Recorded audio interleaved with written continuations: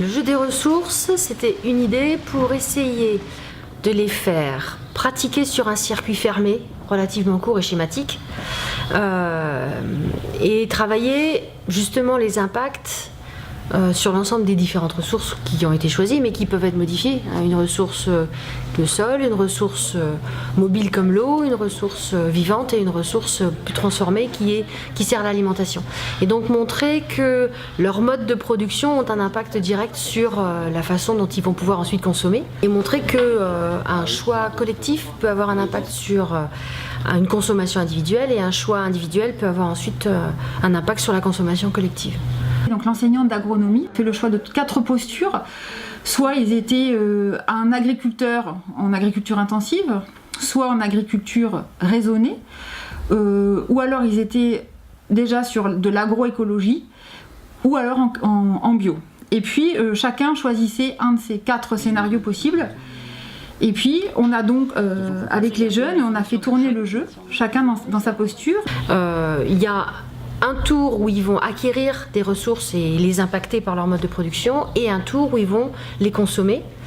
Et donc en fonction de ce qu'ils ont pu avoir et ce qu'ils vont choisir aussi dans leur consommation, ils vont avoir des impacts sur la ressource du plateau.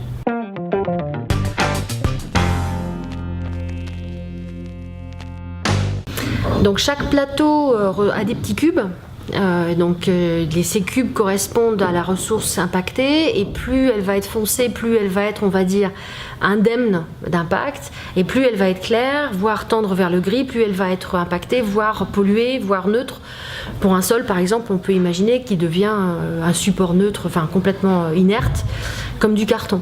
Donc on a une gamme de couleurs pour chaque plateau, et ces gammes de couleurs correspondent aux différents modes de production qu'ils ont pu choisir, et donc le distributeur par plateau va, en fonction de leur choix, leur distribuer les couleurs correspondantes. J'étais parti sur l'agriculture intensive. Moi, j'ai pas changé parce que je voulais voir le résultat à la fin pour savoir si on polluait plus, ou pour vraiment se donner une idée. Parce que j'ai constaté qu'on polluait beaucoup trop, parce que sur un barème on avait une échelle de 25 et j'arrive à 25 en restant en intensif sur 4 ateliers. Conclusion, l'intensif n'a pas que des bons moyens, que peut-être changer de méthode.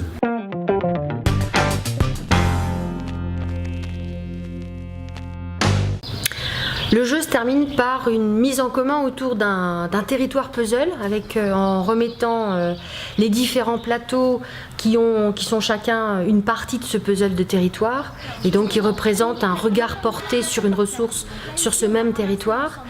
Et on essaye pour l'instant c'est en cours d'expérimentation, mais on essaye effectivement de les faire travailler ressource par ressource, et montrer un peu les interférences qu'il y a entre l'eau et les milieux naturels et l'alimentation, les sols et les milieux naturels. Et on est sur de l'analytique, mais effectivement on a bien à la fin essayé de remonter un peu de systémique sur l'ensemble, même si c'est pas annoncé comme ça, c'est bien l'idée qu'il y a derrière.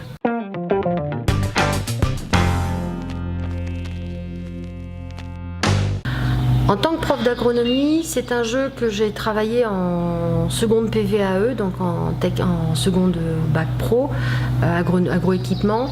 Après avoir travaillé sur les familles de production tout au long de l'année, sur le sol, sur la biodiversité, sur la météorologie, sur l'eau aussi, derrière c'est un jeu qui a vraiment bien terminé l'année.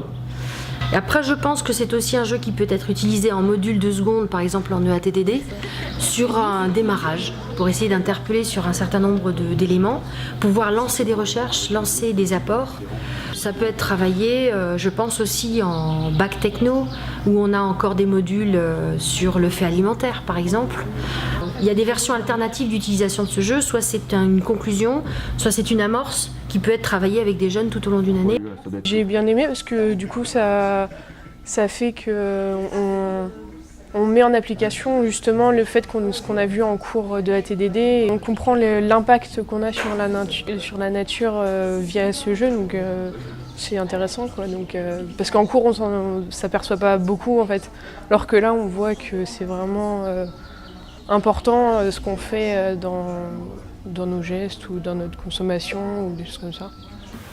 Pour nos jeunes, ça serait les amener en fait à raisonner, à raisonner autrement, pour justement produire autrement. Voilà, et leur donner les outils pour les amener sur ce raisonnement.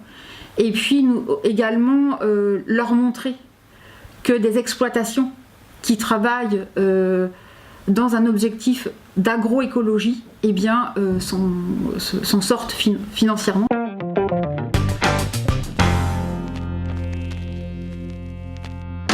Ce jeu, c'est une idée qui est venue en travaillant au sein du réseau, sur Enseigner à produire autrement, travailler aussi suite à des interviews de Patrick Magnien et puis au séminaire agroécologie de Florac, où la pratique du choix semblait importante dans la pédagogie, aider le jeune à pouvoir, même si c'est virtuel, choisir et pratiquer ce choix et le porter devant le regard des autres.